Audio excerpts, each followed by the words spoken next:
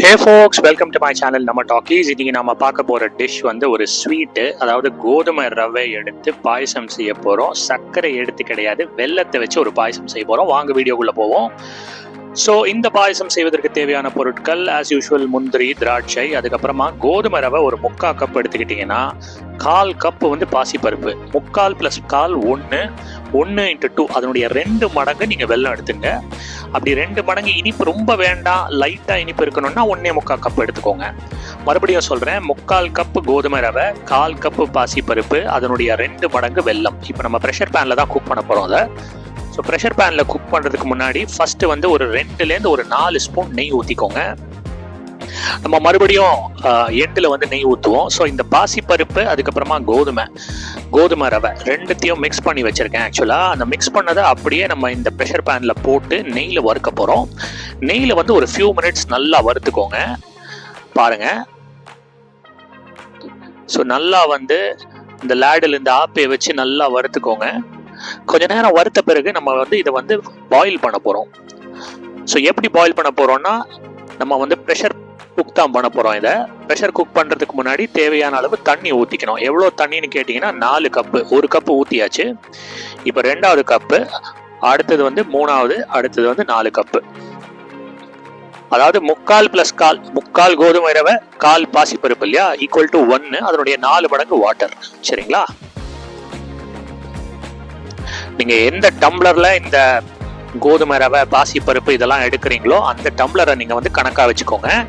இப்போ தண்ணி ஊற்றியாச்சு, நல்லா கிளறி கொடுங்க. ஏன்னா வந்து நம்ம வறுத்த ப்ராசஸில் கொஞ்சம் லம்ப்ஸ் ஆகிறதுக்கான வாய்ப்புகள் இருக்குது, கொஞ்சம் கட் ஆகிறதுக்கான வாய்ப்புகள் இருக்குது. அதனால நல்லா கிளறி கொடுங்க. அதன் பிறகு நம்ம வந்து இந்த க்ளோஸ் பண்ணுங்கள். க்ளோஸ் பண்ணிவிட்டு ஸ்டீம் வந்த பிறகு இந்த மேலே இருக்கிற மூடியை போடுங்க. ஒரு 4 விசில் வருது வரைக்கும் வெயிட் பண்ணுங்கள். இப்போ நமக்கு 4 விசில் வந்துருச்சு. நான் வீடியோ ஸ்பீடப் பண்ணியிருக்கேன். அதை ஓப்பன் பண்ணுங்கள்.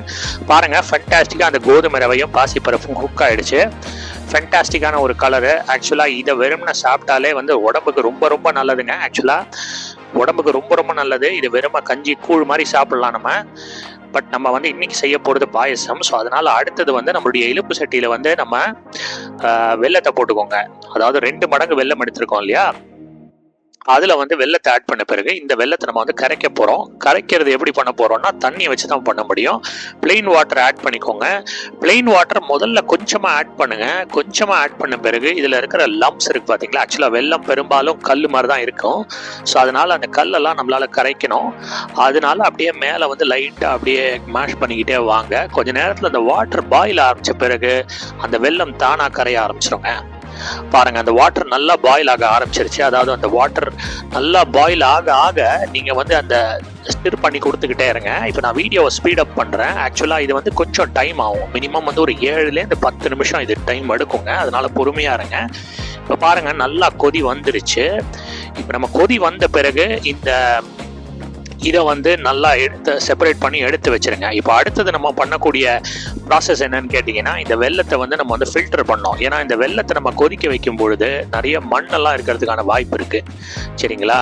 இப்போ முன்னாடிலாம் வந்து ரேஷன் கடையிலேருந்து வாங்கினா மண் நிறைய கிடைக்கும்னு சொல்லுவாங்க. இப்போ நம்ம வந்து ப்ரைவேட் கிராசரி ஸ்டோர்லேருந்து வாங்கினாலே வந்து மண் நிறைய இருக்குது அப்படிங்கிறது தான் என்னுடைய அனுபவம். ஸோ அதனால் வந்து அந்த வெல்லத்தை நீங்கள் எடுத்து வச்ச பிறகு, நல்லா கொதி வந்த பிறகு, இந்த மண்ணெல்லாம் ரிமூவ் பண்ணுறதுக்காக பாருங்கள், இதை வந்து ஃபில்டர் யூஸ் பண்ணுறோம். அந்த மண்ணை வெளியில் எடுத்த பிறகு, ஃபில்டர் பண்ண பிறகு இந்த வெல்லத்தை வந்து அந்த கோதுமை ரவை, குக் பண்ண கோதுமை ரவை, பாசிப்பருப்பு இருக்குது பார்த்தீங்களா, அதோட நல்லா மிக்ஸ் பண்ணிக்கோங்க.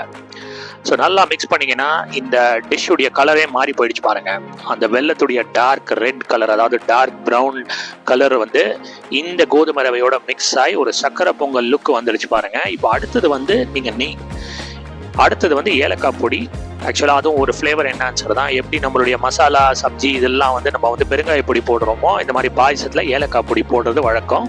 அடுத்தது வந்து பச்சை கற்பூரம், அகைன் ஃப்ளேவர் என்ஹான்சர். வாசனை செம தூக்கலாக இருக்கும். நம்ம பச்சை கற்பூரம் ரொம்ப அதிகமாக ஆட் பண்ணிடாதீங்க. ஒரு சிட்டிகை பச்சை கற்பூரம் ஆட் பண்ணால் போதும். பாருங்கள், நல்லா மிக்ஸ் பண்ணி கொடுங்க. நல்லா மிக்ஸ் பண்ணி கொடுத்தா மட்டும் போதாது, கொஞ்ச நேரம் கொதிச்சு வரணும். அது பாருங்க, அந்த பபிள்ஸ் தெரியுது பார்த்தீங்களா, கொதி ஆரம்பிச்சிருச்சுன்னு அர்த்தம். நல்லா கொதிக்க ஆரம்பித்த பிறகு அந்த செப்பரேட் பண்ணி எடுத்து வச்சுருங்க, சைடில் எடுத்து வச்சுருங்க. ஏன்னா இப்போ நம்ம கடைசியாக வந்து கேஷ்யூநட்டும் கிஸ்மிஸும் எடுத்து வறுத்துக்க போகிறோம். இதையும் நம்ம நெய்யில் தான் வறுக்கிறோம். ஸோ ஃபஸ்ட்டு வந்து ஒரு 2 ஸ்பூன் நெய் ஊற்றிக்கோங்க. தேவைன்னா ஒரு 4 ஸ்பூன் ஊற்றிக்கோங்க. ஏன்னா நம்ம ஆல்ரெடி நிறைய நெய் ஊற்றினோம். முதல்ல ஆரம்பிக்கும் போது நெய் ஊற்றினோம், இப்போ முடிக்கும் போதும் நெய் ஊற்றினோம். இப்போ அடுத்ததும் நம்ம கேஷ்யூநட் கிஸ்மிஸ் வறுக்கும் பொழுதும் இந்த நெய்யை நம்ம ஊற்றுறோம். ஃபர்ஸ்ட் வந்து கேஷ்யூநட்டை நல்லா வறுத்துக்கோங்க, சூப்பராக வறுத்துக்கோங்க, கோல்டன் ப்ரௌன் கலர் வரது வரைக்கும் வறுத்துக்கோங்க. கேஷ்யூநட் பார்த்தீங்கன்னா யூஸ்வலாக இந்த கோல்டன் ப்ரௌன் கலர் நீங்கள் நெய்யில் வறுக்கும் போது ரொம்ப குவிக்காக வந்துடுங்க, எண்ணெயில் வறுக்கும் போது கூட இந்த ஸ்பீடில் வராது. அடுத்தது வந்து கடைசியாக கிஸ்மிஸ் ஆட் பண்ணுங்க. கிஸ்மிஸ் வந்து ஒரு சாஃப்டான ஐட்டம் தானே, அதனால நீங்கள் வந்து ரொம்ப நேரம் அதை வந்து வறுக்க தேவையில்லை. கேஷ்யூநட்டை நல்லா வறுத்த பிறகு நீங்கள் கிஸ்மிஸ் ஆட் பண்ணிக்கோங்க. அதுக்கப்புறமா ரெண்டுத்தையும் கொஞ்சம் ஒரு ஃபியூ செகண்ட்ஸ் சாட்டே பண்ண பிறகு இப்போ அடுத்தது நம்ம என்ன பண்ண போகிறோம்னா, இந்த வறுத்து வச்ச கேஷ்யூநட்டு கிஸ்மிஸ் ரெண்டுத்தையும் எடுத்து நம்ம பாயசத்தில் வந்து ஆட் பண்ண போகிறோம். அதோட நம்ம டிஷ்ஷு முடிஞ்சு போச்சுங்க. ஃபண்டாஸ்டிக்கான ஒரு கோதுமை ரவை பாயசம் ரெடி பண்ணியாச்சு. நம்ம நீங்களும் உங்கள் வீட்டில் செஞ்சு பாருங்கள். ரொம்ப ஹெல்த்தியான ஒரு டிஷ்ஷு. கேஷ்யூநட்டையும் கிஸ்மிஸையும் இதில் போட்டுருங்க. உங்களுக்கு வேணும்னா அது நல்லா மிக்ஸ் பண்ணி கொடுங்க. ஆக்சுவலாக நான் ஒரு ப்ரெசன்டேஷன் பர்பஸ்க்காக தான் இதை அப்படியே விட்டு வச்சுருக்கேன், இல்லைனா யூஸ்வலாக நம்ம மிக்ஸ் பண்ணுறது வழக்கம். பாருங்கள், ஃபென்டாஸ்டிக்கான கோதுமை ரவை பாயசம் தயார். நீங்களும் உங்கள் வீட்டில் செஞ்சு பாருங்கள். தேங்க்ஸ் ஃபார் வாட்சிங் my channel. Do like and subscribe. மீண்டும் ஒரு அற்புதமான காணொளியில் சந்திப்போம். நன்றி, வணக்கம்.